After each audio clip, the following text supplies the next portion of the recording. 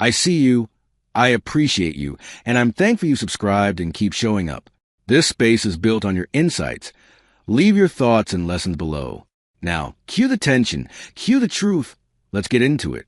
Some disrespect does not arrive as yelling.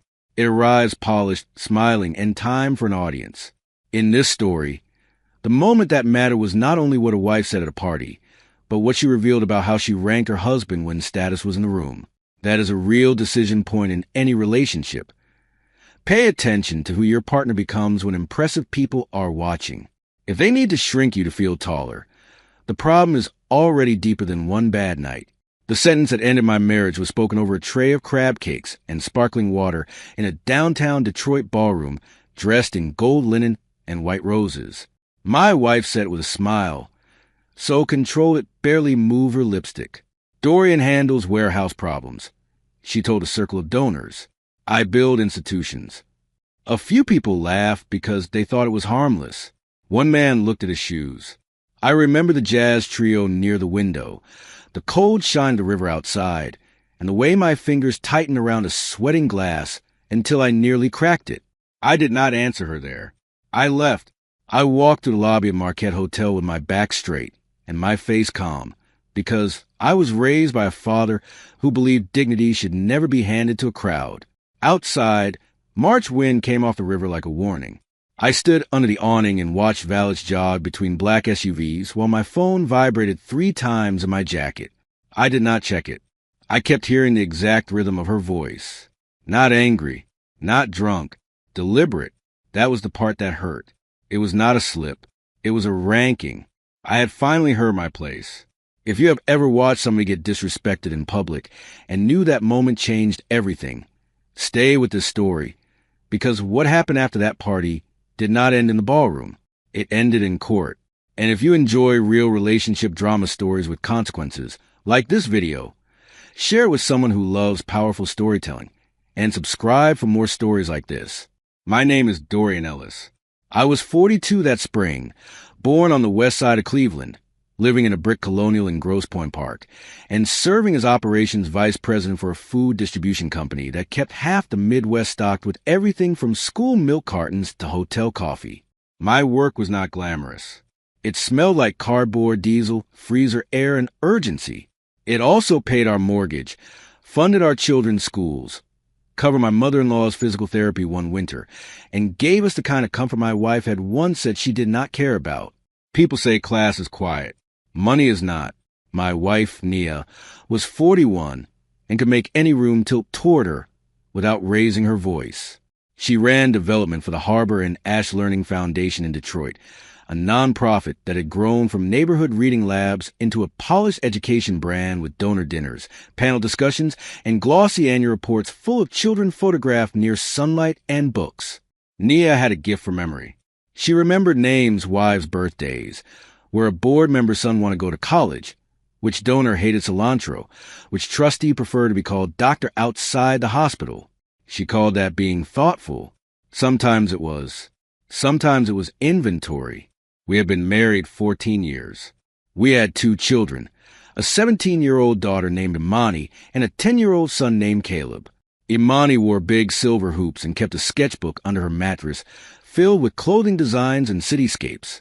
Caleb collected transit maps from every city we visited and fell asleep with history podcasts murmuring by his pillow. We were not a dramatic family from the outside. We did homework at the dining table, argued over thermostat settings, took summer drives to Lake Erie, and ate fish on Fridays because my grandmother started that custom and nobody had the heart to end it after she passed. Ordinary is easy to misread from a distance. When I met Nia, she was teaching 7th grade English in Baltimore and wearing scuffed boots with long skirts because she rode the bus in every season and believed practical shoes were a form of self-respect. I loved that about her.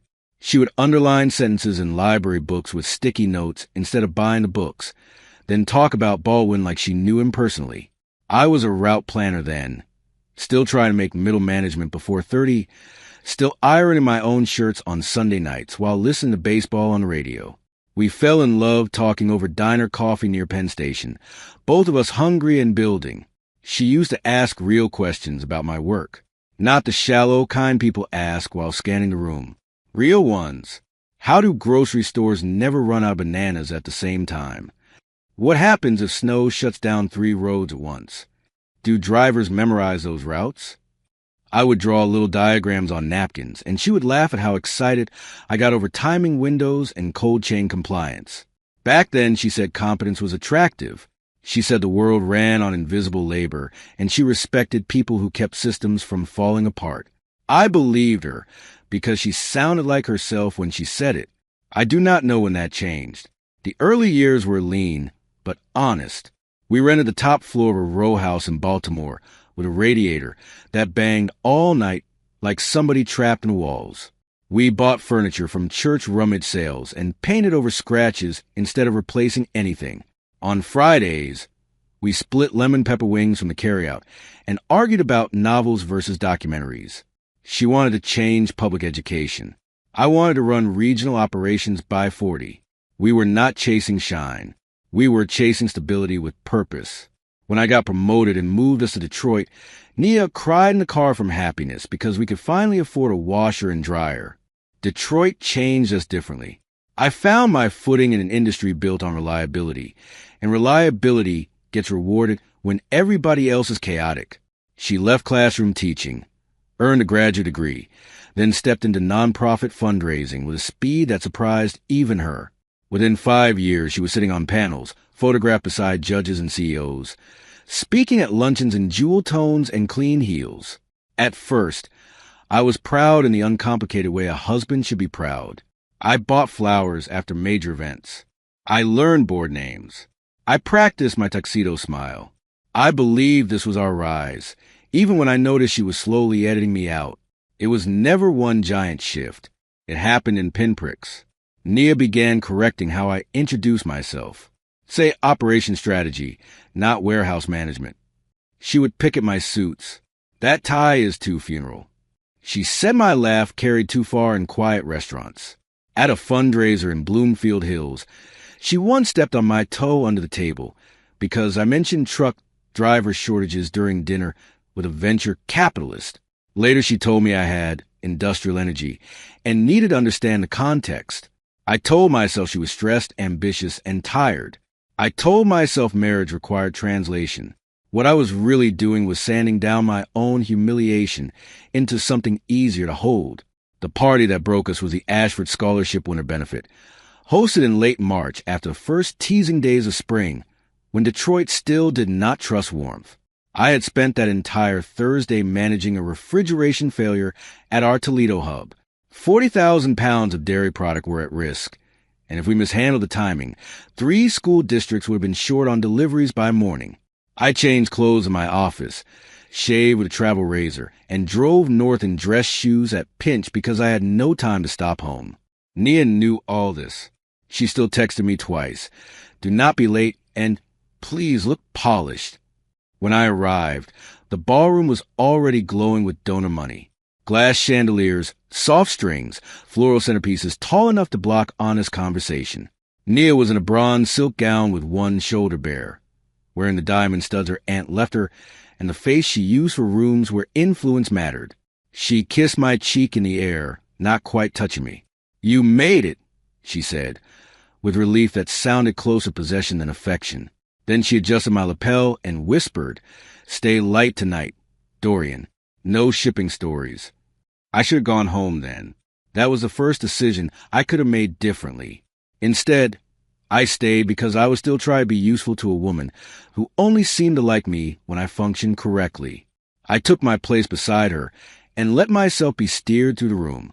I shook hands with orthodontists, software founders, retired athletes, the widow of a car dealer, and a city councilman who sweated through linen. Nia introduced me with careful economy. "My husband, Dorian." Sometimes she added, "He is in logistics." Never the title I had earned. Never the scale of what I managed. I noticed because omission has weight when it is repeated. You can feel it in the body like the weather before rain. Then we stopped at the table that mattered most to her that night. Raymond Voss, a private equity man with perfect teeth, his wife Elise, a board chair named Marlene Bishop, who wore cathedral blue, and a younger founder from Chicago everyone kept calling brilliant. Nia had been trying for months to land the Voss family as lead backers for a literacy and tech initiative. I knew because I had listened to her rehearse the pitch in our kitchen, while Caleb colored train stations beside us. Raymond asked what I did, friendly enough. Before I could answer, Nia smiled and said, "Dorian keeps pallets moving. I build futures." It landed exactly the way she wanted. Light enough to amuse, sharp enough to establish hierarchy. Marlene laughed politely. Elise gave me a quick look that read as an apology. Raymond nodded like he had learned everything he needed to know. I felt something deep in me go still. I could have matched her there.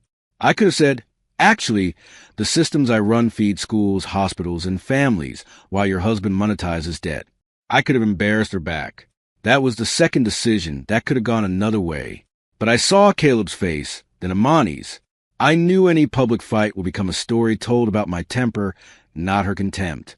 So I set down my glass and said, "Excuse me." Nothing dramatic. No speech. I walked away while she was already shifting into a polished summary of educational equity for people wearing six-figure watches.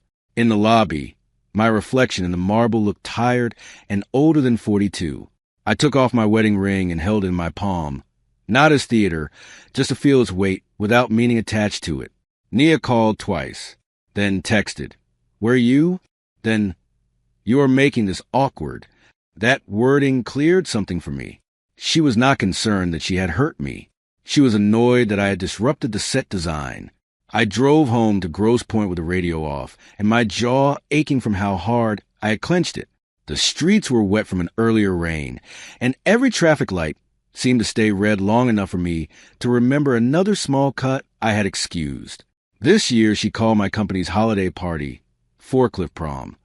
The time she told Imani not to mention my job as summer arts program because people stereotype. In the afternoon she laughed when a neighbor joked that I probably knew how to stack boxes better than emotions. I had laughed too, because sometimes joining the joke feels safer than naming the insult. She came home near midnight smelling like gardenia perfume and champagne. I was sitting at the kitchen table with the under cabinet light on, my tie gone, sleeves rolled up, the ring placed neatly on a folded napkin. Nia stopped in the doorway and looked at the ring first. Then me. "So we're doing symbols now," she said. I heard fatigue in her voice, but no remorse. "No," I said, "we're doing honesty." She dropped her clutch on the counter and exhaled hard. "You walked out on me in the most important room I've been in all year." I almost laughed at that. "You walked out first." She rolled her eyes, a gesture I'd come to hate, because it reduced everything before discussion began. "Dorian, please. It was a joke." "No," I said, "a joke is something funny that both people survive. You were signaling to donors that your work had status, and mine did not." She crossed her arms. "You are being sensitive because those rooms are not your comfort zone."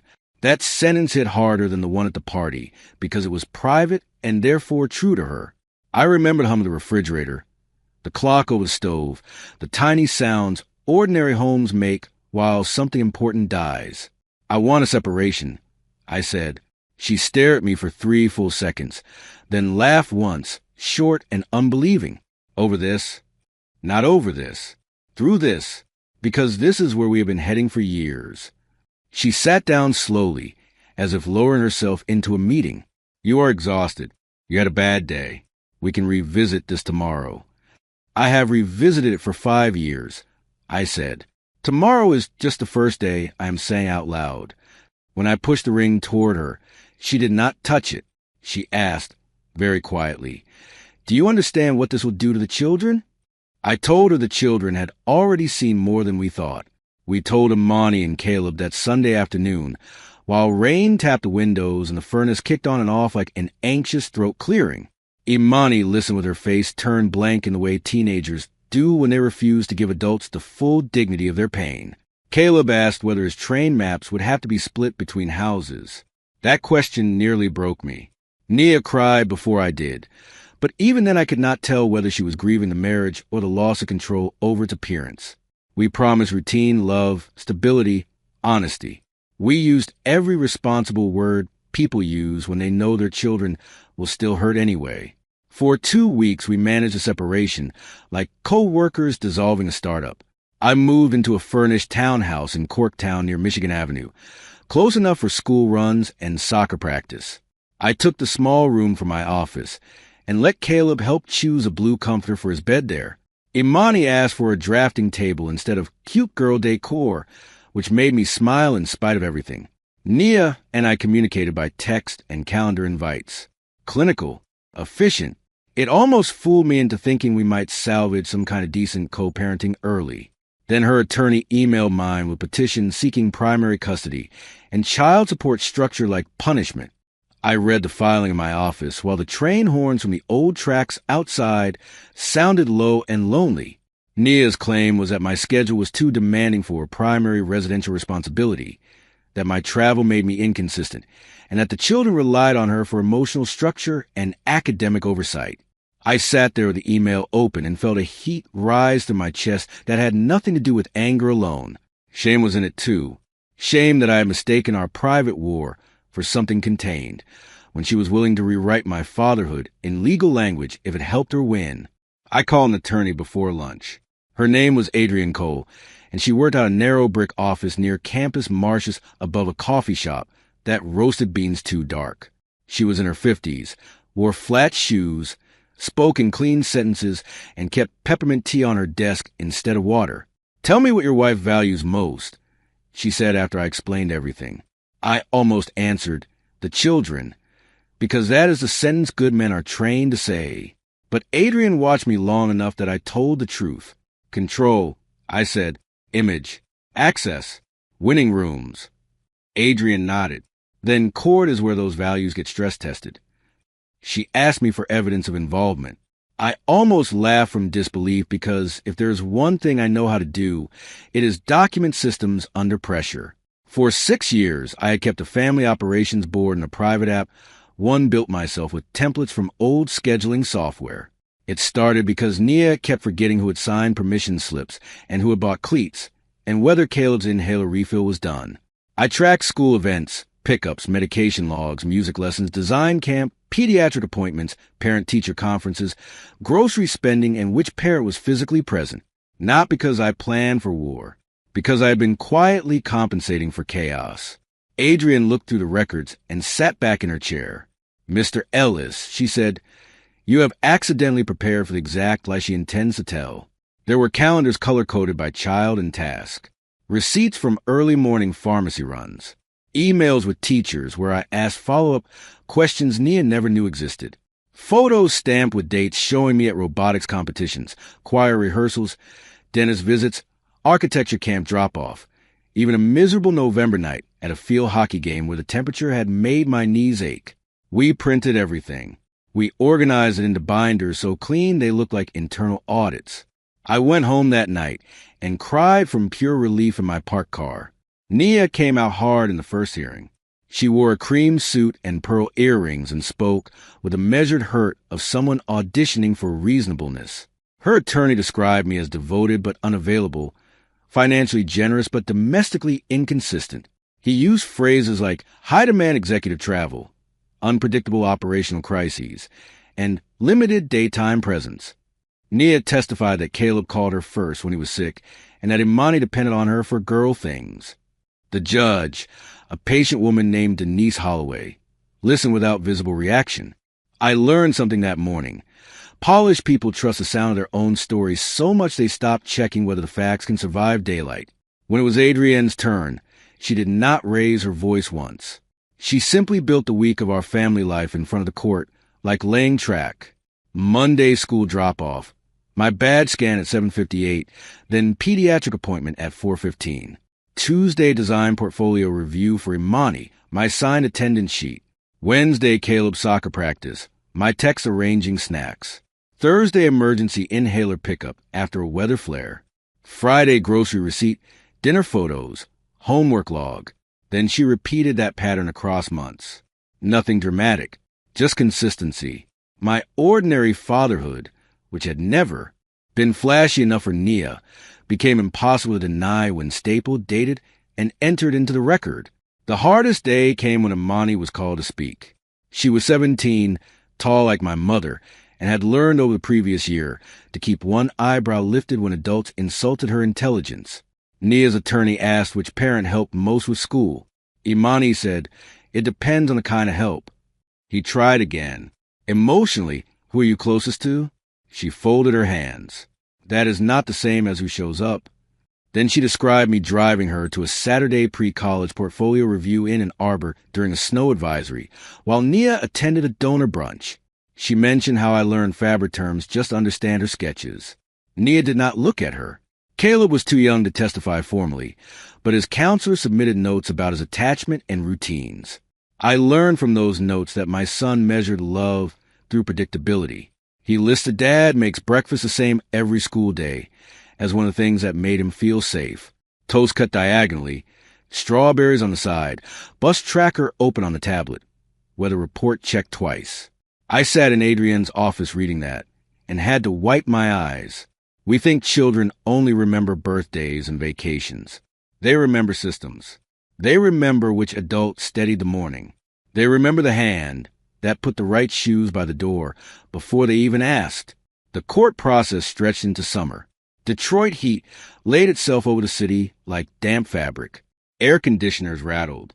Asphalt shimmered. I learned how to live in suspended grief.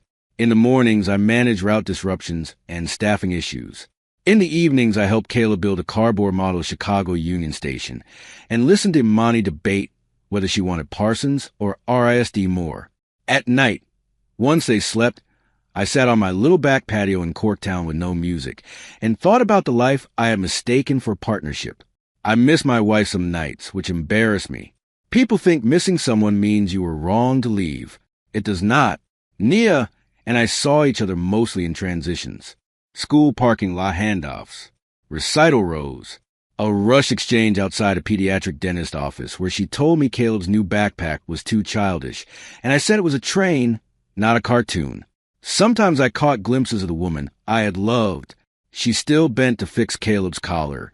Before a concert, she still cried at Imani's sketches when she thought no one was watching.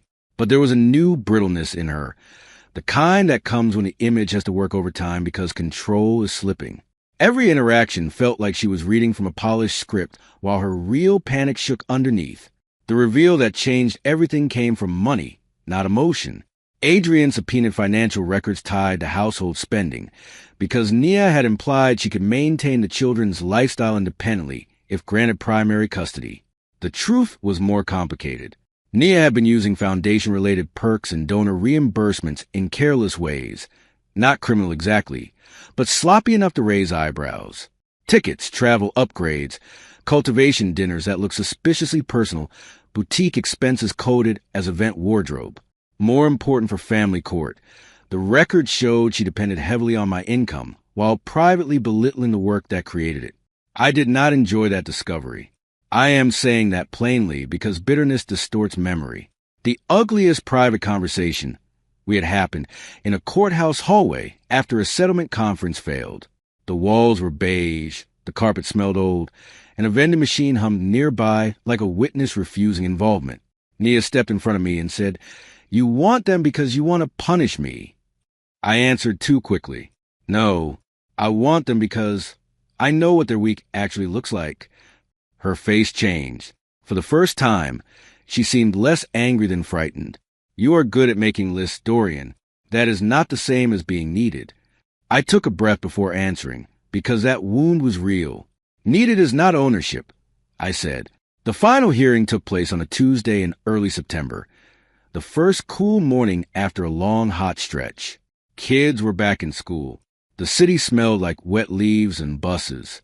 I wore a navy suit and the watch my father gave me when I got my first management promotion. Nia wore charcoal and looked stunning, which she knew. Judge Holloway reviewed the binders, the testimony, the schedules, the counselor notes, the financial affidavits. Nobody in that courtroom was there for romance anymore. It was systems and credibility now. When you strip a marriage down far enough, sometimes what remains is simply this: who could be trusted with the unglamorous rhythm of children's lives? The ruling was not total destruction for either of us, though Nia experienced it that way at first.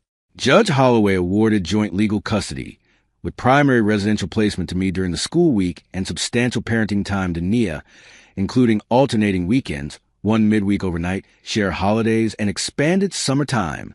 She emphasized continuity, documented involvement, and the children's own express routines. Then she said something that settled over the room like dust after a shelf fell.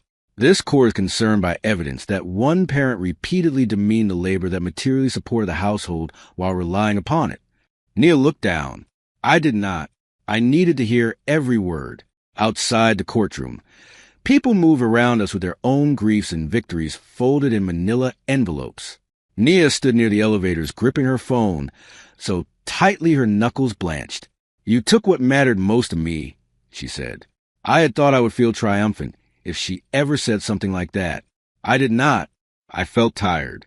No, I said, you put what mattered most on the table and treated it like leverage. The court took your version of control. There's a difference. She blinked hard and looked away. The elevator doors opened behind her, then closed again because neither of us stepped in. We were both standing in the wreckage. The first 3 months after the ruling were the hardest of my life. Winning custody does not feel like winning when your son cries because his favorite pajamas are at the other house, and your daughter comes downstairs pretending she does not care that her mother forgot a school form. I learned to braid stress into routine. Sunday meal prep. Monday backpack reset. Wednesday library stop. Friday diner night at a place in Mexican Town where Caleb ordered pancakes for dinner and Imani sketched strangers in a spiral notebook. I failed plenty. Burned grilled cheese. Missed one email from a teacher. Snapped once when Caleb spilled juice on court papers. Then apologized immediately. Therapy helped more than pride wanted to admit. I found a counselor in Midtown who had a shelf full of jazz records and asked questions that made silence useful instead of threatening. She helped me name the thing I've been living with for years. Not just disrespect, but erosion. Small repeated diminishments that teach you to defend your worth in pieces instead of leaving. She also asked why I had stayed so long. My answer took weeks to form. I stayed because competence can become a prison for men like me. When you are the steady one, everybody rewards your endurance, and nobody notices what it costs until you stop absorbing impact. Nia stumbled before she steadied. Caleb came home one Thursday saying Mommy had forgotten pickup, and he waited with the aftercare teacher for 40 minutes. I called Nia ready to fight, then heard her crying before she even spoke. A donor lunch had run long. Her phone had died. She had panicked. I know how this sounds, she said. It sounded human, which was strange after so many months of legal armor. I could have used that moment against her. I did not. I drove Caleb back over after dinner with his overnight bag and a charger. Boundaries are not revenge. That lesson took me too long to learn, but I learned it. Something softened the winter after. Not between us romantically. That was over beyond repair. But in this way, damage sometimes stops spreading once everyone finally sees it. We sat on opposite sides of a middle school auditorium watching Caleb play Frederick Douglass in a Black History Month program, his voice shaking on the first line and strengthening by the third. When the applause started, Nia and I both stood at the same time. Later, in the hallway, she looked at me and said, "He memorized that speech at your kitchen table, didn't he?" I said yes. She nodded once, and there was no sting in it, just recognition. Imani left for Rhode Island the following fall to study apparel design. The day we moved her into the dorm, Nia and I spent 6 straight hours lifting bins, assembling shelves, and pretending not to notice each other's efficiency. At one point, I found myself handing Nia the Allen wrench before she asked for it. Old marriage muscle memory. She laughed softly and said, "Still reading the room better than you admit." We ate bad pizza with Imani that evening and listened to her explain campus politics like a mayor. Back at the hotel, Nia thanked me for covering first semester housing when her work bonus disappeared. It was the first thank you that sounded unperformed. A year later, I got invited to speak on a workforce panel at a Detroit public policy forum about supply chains, labor dignity, and food access. Nia was moderating a different panel on educational inequality in the same building. During a break, we ended up in the green room together beside a tray of fruit nobody wanted. She asked about refrigeration analytics. I asked about her foundation's neighborhood reading vans. We spoke like two professionals who finally understood that seriousness lives in many forms. Before she left for her session, she said, "I was cruel because your work made me feel ordinary in ways I did not know how to confess." I believed her. That did not restore the marriage. Some cracks teach, but they do not heal into load-bearing walls again. Still, over time, our children saw something useful. Two flawed parents learning to speak without contempt. Caleb is 12 now and still tapes train maps to his bedroom wall. Imani sells custom jackets online and calls only when she needs money or tenderness, which is how 20-year-olds say they love you. Nia remains excellent in rooms full of influence, but she has changed. She asks Caleb's bus route before donor events. She asks about my warehouse automation pilot and actually listens. Respect arrived late, but it arrived honestly. Sometimes late is the only version adults earn. I still think about that ballroom sometimes. The gold cloth, the donor smiles, the sentence meant to make me small enough to fit inside her ambition. For a while, I told the story as if court was where I took what she valued most. That is not exactly true. The court did not give me revenge. It gave structure to reality. It protected my children from becoming bargaining chips and forced both of us to answer to facts instead of image. What Nia valued most was control, without consequence. She lost that. What I gained was harder and better. My children's trust, my own voice, and a life that no longer required me to disappear politely. If this story showed you that disrespect can cost more than people think, let that be a reminder that character always shows up in the end. Like this video, if you believe public humiliation has consequences, share it with someone who needs to hear this message. And subscribe for more original first-person drama stories about betrayal, karma, divorce, and hard-earned self-respect. What stayed with me in this story was not the ballroom insult by itself. It was a pattern behind it, and the way the truth finally showed up in calendars, pickups, breakfasts, and ordinary care. Pay attention to repeated minimization, especially when it gets sharper in public and softer in private. And if you are ever forced to defend your place in your own family, do not reach first for revenge. Reach for facts, routine, witnesses, and self-respect. Those things held Dorian together long before the judge ever did. The end.